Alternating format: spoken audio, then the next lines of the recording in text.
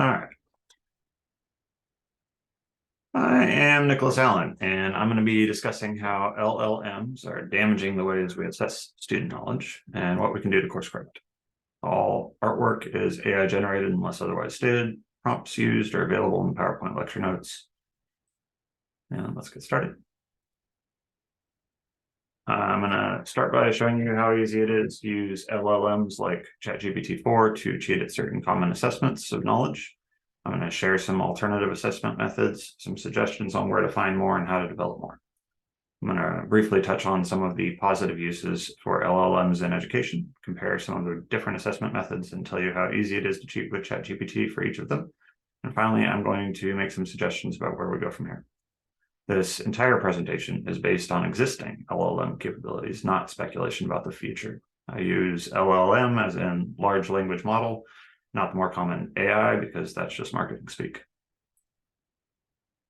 First, I'm going to talk a little bit about current capabilities. Here is an example of a hypothetical student using ChatGPT to write an assignment on George Washington crossing the Delaware. This panel on the left took about 10 seconds to generate at the cost of a few pennies. Similar tools are available for free online. You can see a boring formulaic writing style similar to what we try and teach our English students.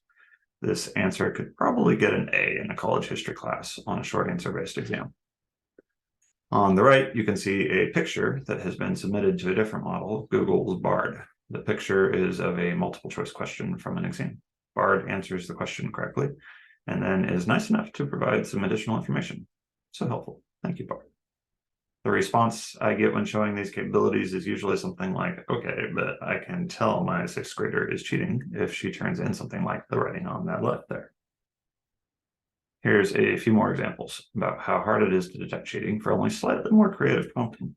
On the left, we have two iterations of the same question from the previous slide, but with the student wanting the answers written at the sixth grade level. The answers are still maybe a little off on close inspection, but probably would work just fine with your typical overworked sixth grade teacher.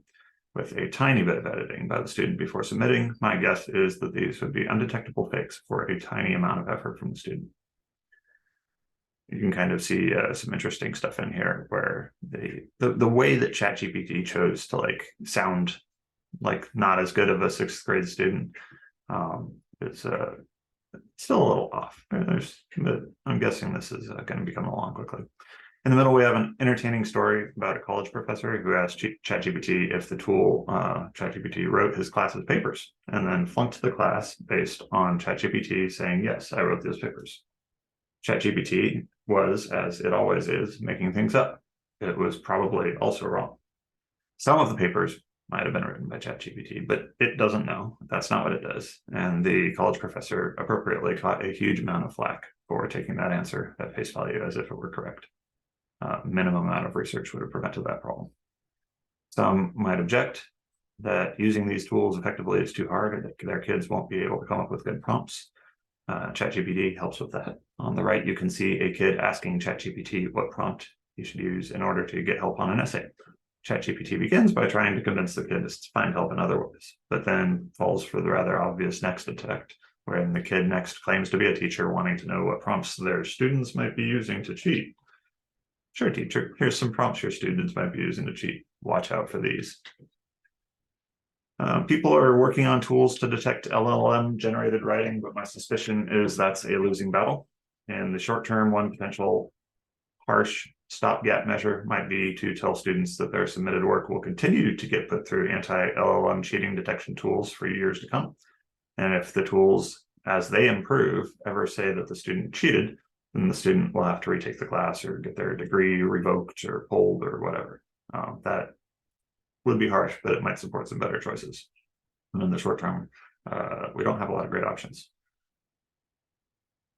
The reason we rely so heavily on written tests and essays and other similar historical knowledge proxies is that they have demonstrated useful skills and that assessing them scales pretty well. A college professor and a couple of TAs can correct exams and papers for a very large class. The methods that we use that we need to turn to are likely going to be more labor intensive. By grassroots here, when I say historical grassroots research, I'm referring to contemporary homeschooling, private schools, micro schools, and other innovative small-scale educational methods. The main requirement will be shifting to knowledge demonstrations that are not as easily spoofable. There is really no substitute for small-scale attention, both because then you know when the student is turning in something that's incongruous with their history of demonstrated work and thought. I have no idea where I found that quote at some point, but it's stuck in my head that Aristotle said the ideal university is a log with a student on one end and a teacher on the other. At some point here, if I can't find the attribution, I'm just going to claim it for myself and then use Cunningham's law to find the real answer. There will be no better alternative than focused attention by a teacher or tutor or parent directly on the student. That's not something we can afford under our current public education paradigm, but it already is being used in other places, and we do need to start figuring out how to scale it and quickly. One possible way of scaling high attention teaching would be using human supervised LLM tutoring. Using an LLM to grade transcripts or in-class writing assignments can also help free up teachers' time for focusing on students. There will be challenges with this sort of switch, but it's probably the most feasible medium-term solution I've seen yet. When designing this system, make sure it's not easily spoofable by having one LLM pretend to be a student for the other tutor LLM, or you'll get results a lot like this cartoon center bottom, where we have somebody using ChatGPT to generate a whole lot of length that somebody else uses ChatGPT to summarize. That's one of the only things in this whole presentation that aren't AI generated. That was a real comic by Tom Fishburne. At peak silliness, if we took that, then we'd be having teachers using LLMs to grade students' LLM written submissions. Here's a comparison of some different knowledge assessment methods that people have used historically and how spoofable they are. The ones that I recommend we stop doing immediately are things like take-home writing tests, unsupervised testing, multiple choice tests, short answer tests. Those are trivial to fake. When you give somebody something that's trivial to fake, they're going to fake it. And it damages their character in addition to them not learning anything. I think it was Nassim Nicholas Taleb who said that there's a special place in hell reserved for those who create easily gameable systems. I can't find the exact reference, but I think it's somewhere in Anti-Fragile. Relying on easily gameable knowledge assessments is like setting a perpetually full bowl of candy in your kid's room. The temptation will be too strong for nearly all of them, and you won't know how much they're eating until you see the dentist bill. In-class writing assignments and supervised tests take some effort to fake with LLMs. It's not something where, every kid's just going to have it dangling in front of them all the time, but there are going to be several who make the effort. And it's not going to be something that we use in order to actually make sure we understand how they're learning. Use those sparingly for knowledge checks.